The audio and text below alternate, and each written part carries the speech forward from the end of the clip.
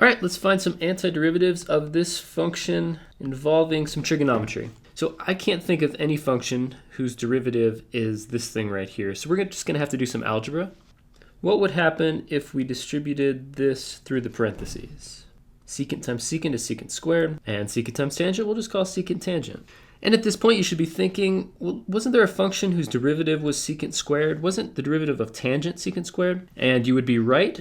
We just need a -3 right here on the secant squared and we'll be finished. So we'll multiply this by -3 and that gives us the antiderivative of that piece of the function right there. You also might recall that there's a function whose derivative is secant tangent. Well, the derivative of secant is secant tangent. But we want a 3 on our answer, so we're just going to put a 3 on both sides of the equation, and now we have the function whose derivative is 3 secant x tangent x, which gives us the antiderivative of that term right there. Put a plus c on there and we are finished. You can really quickly check this almost in your head. If you take a derivative of -3 tangent x, you get this original term back. If you take a derivative of 3 secant x, you get this term back. Take a derivative of a constant, you get 0. So I think we have our answer right here. We are finished.